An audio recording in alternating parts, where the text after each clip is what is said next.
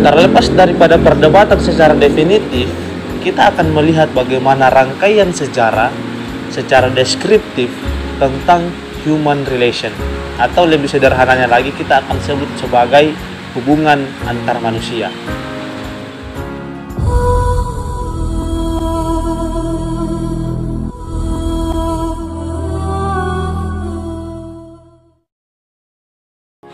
Dalam video kali ini, kita akan melihat secara lebih dekat tentang human relation, secara definitif, perkembangan maupun teorinya. Human relation adalah satu istilah yang berangkat dari bahasa Inggris, yang ketika diterjemahkan dalam bahasa Indonesia, ada yang mengatakan bahwa hubungan antar manusia, hubungan manusia, atau interaksi antar manusia.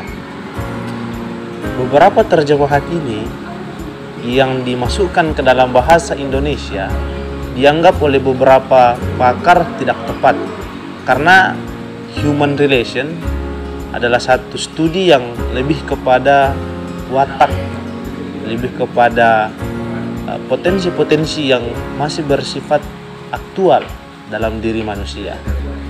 Nah, sementara ketika diterjemahkan dalam pengertian hubungan antar manusia, maka pengkajian atau studinya lebih kepada sosial. Oleh karena itu, kita akan melihat secara definitif terlebih dahulu, atau secara terminologi, apa sebenarnya yang dimaksud dengan human relation. Dalam pengertian yang disampaikan oleh Habonner, ia mendefinisikan tentang human relation adalah satu hubungan yang terjadi antara satu individu kepada individu yang lain yang saling mempengaruhi pola, perilaku, sifat, watak, dan sebagainya. Nah, walaupun dalam perkembangan terminologinya, human relation banyak sekali diferensiasi, banyak sekali rangkaian definisi yang beragam, tetapi secara substansi, inti daripada definisinya, kita bisa melihat benang merah bahwa definisi human relation adalah satu interaksi antara satu individu atau satu manusia dengan individu yang lain atau manusia yang lain, sehingga terjadi satu hubungan. Dari definisi tersebut, berarti ketika kita melihat human relation dari sisi interaksi, maka dia masuk pada wilayah sosial. Walaupun seperti yang saya sampaikan di awal, ada yang mengatakan bahwa human relation lebih kepada watak, perilaku, sifat seseorang, yang berarti lebih masuk dalam studi psikologis.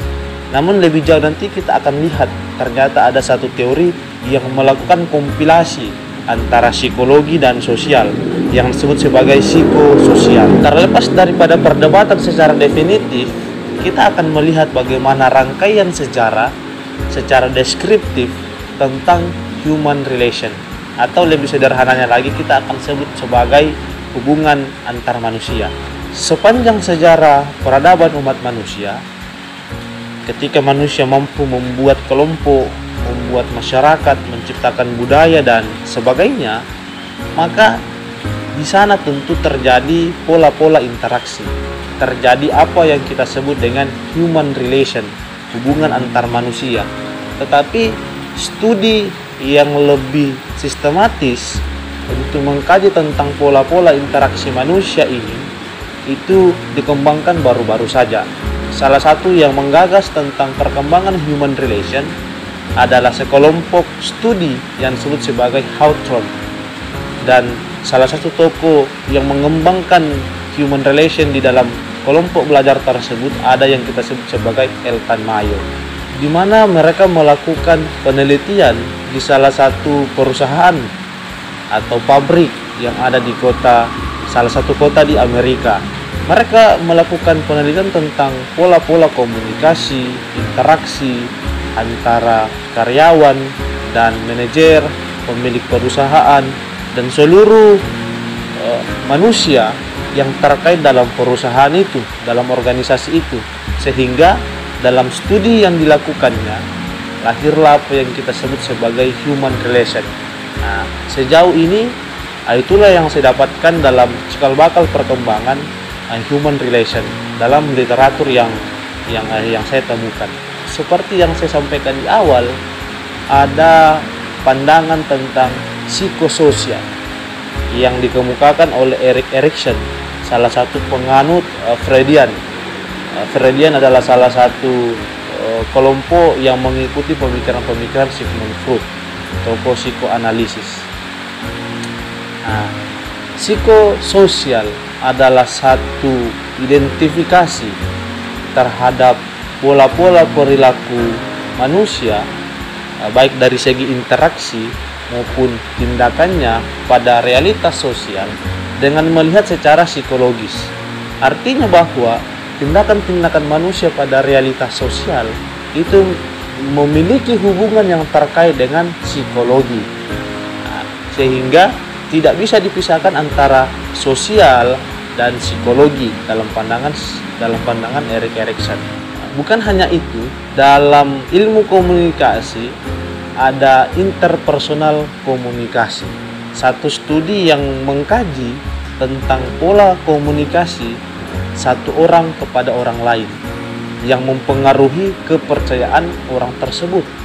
Human relation ini dalam metodologisnya nanti digunakan dalam perusahaan, dalam organisasi, dalam satu struktur apapun itu yang melibatkan orang banyak, sehingga dalam tujuan-tujuan tertentu organisasi ataupun perusahaan dapat dicapai secara maksimal. Apa yang menjadi visi dan misi perusahaan dapat menjadi terrealisasi dikarenakan hubungan antara satu individu dan individu yang lain dalam sebuah organisasi itu dapat menciptakan keharmonisan.